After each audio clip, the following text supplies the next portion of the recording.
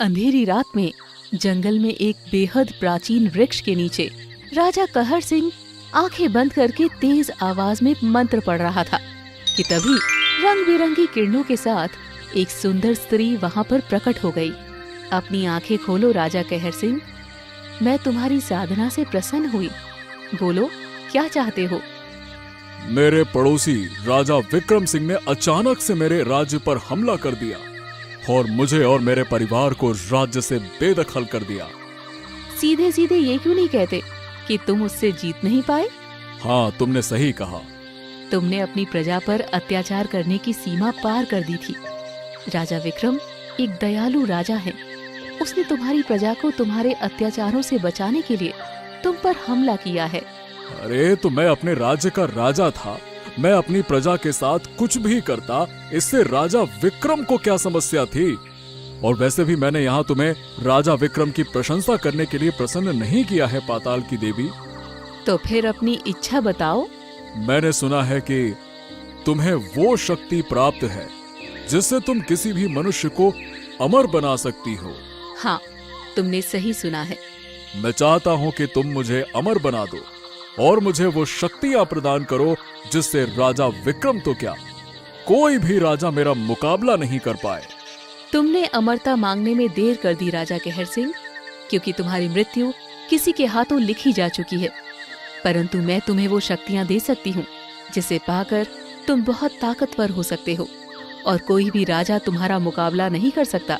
हाँ, तो मुझे उसका नाम बताओ जिसके हाथों मेरी मृत्यु लिखी हुई है।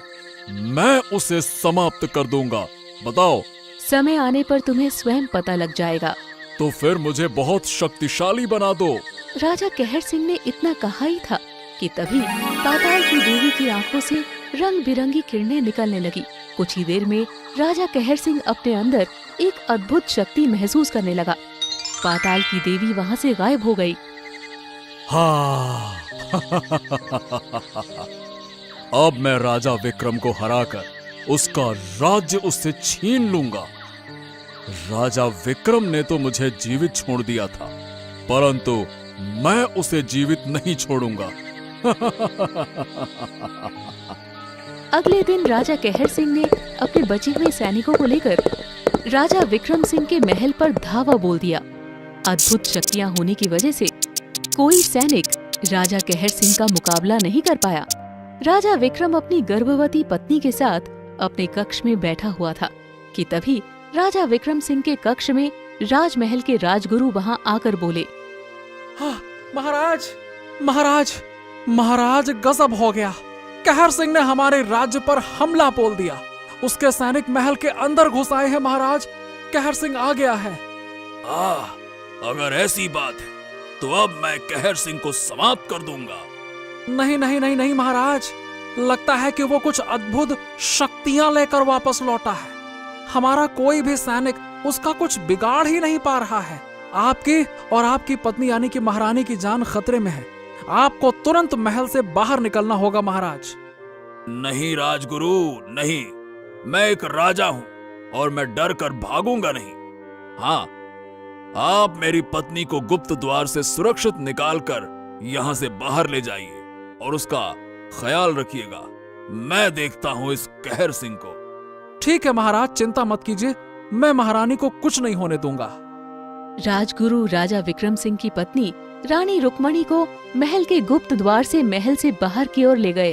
राजा विक्रम सिंह अपनी तलवार निकालकर राजा कहर सिंह के सामने आ खड़ा हुआ।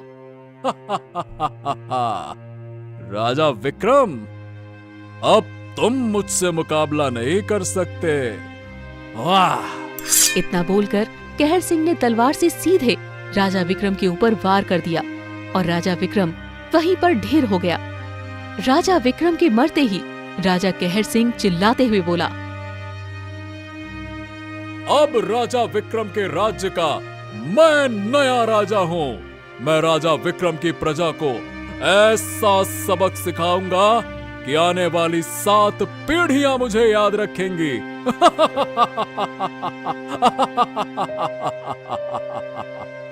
तभी एक भविष्यवाणी की आवाज कहर सिंह के कानों में टकराई। राजा कहर सिंह, तुम्हारा अंत राजा विक्रम के पुत्र के हाथों ही होगा। भविष्यवाणी सुनकर राजा कहर सिंह क्रोधित होकर अपने 2 सैनिकों की ओर देखकर बोला, इसका मतलब राजा विक्रम ने अपनी पत्नी को महल के किसी गुप्त द्वार से कहीं बाहर निकाल दिया था। जाओ, जाकर राजा विक्रम की पत्नी को तलाश करो और उसके पुत्र को मार दो। जब उसका पुत्र ही मर जाएगा तब तो मैं अमर हो जाऊंगा ना। अब मुझे पाताल की देवी का वो वाक्य समझ में आ गया है। राजा कहर सिंह का आदेश सुनते ही उसके 2 सैनिक राजा विक्रम सिंह की पत्नी की खोज में निकल गए।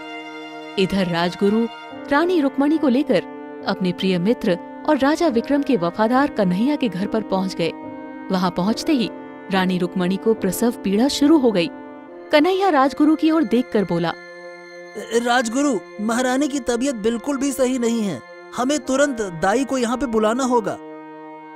कन्हैया, याद रहे कि इस बात की भनक इस घर से बाहर नहीं जानी चाहिए कि महारानी रुक्मणी तुम्हारे घर पर हैं, ठीक है? अगर शत्रुओं को इस बात की खबर लग गई तो महारानी और उनके बच्चे की जान को खतरा हो सकता है, समझे? ध्यान से। आप चिंता मत कीजिए राजगुरु।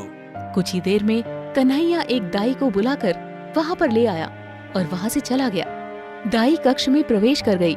कुछ देर बाद दाई एक बच्चे को लेकर कक्ष से बाहर निकलकर राजगुरु से बोली, राजगुरु, महारानी को एक पुत्र हुआ है। हाँ, ये तो बहुत ही प्रशंसा की बात है, पर पता नहीं महाराज का क्या हाल होगा। न जाने महाराज जीवित होंगे भी या नहीं। तभी वहां पर राजा कहर सिंह के 2 सैनिक आ पहुंचे। एक सैनिक दूसरे सैनिक की ओर देखकर बोला, देखो, ये तो राजा विक्रम के महल के राजगुरु हैं। इनके हाथ में जो बच्चा है वो जरूर राजा विक्रम का ही पुत्र होगा। बच्चे को तुरंत छीन लो, चलो। पहले सैनिक की बात सुनकर दूसरे सैनिक ने तुरंत वो बच्चा राजगुरु के हाथ से छीन लिया और तलवार का वार राजगुरु और दाई की शरीर पर कर दिया। राजगुरु और दाई चीखते हुए वहां पर ढेर होकर गिर गए।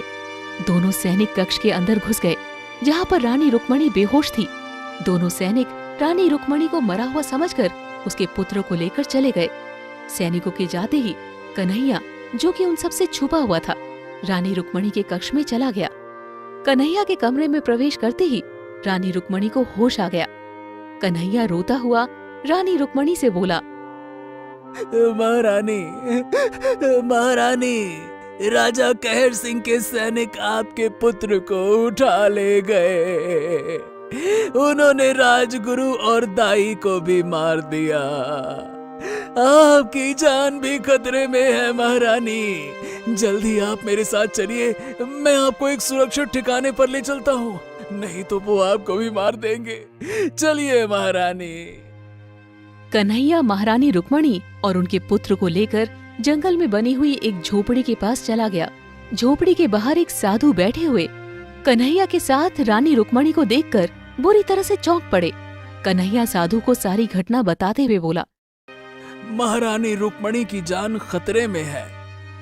चिंता मत करो, अगर महारानी के पुत्र के भाग्य में जीवन दान लिखा होगा तो वो पापी कुछ नहीं कर सकते। आज के बाद महारानी मेरे ही साथ रहेंगी।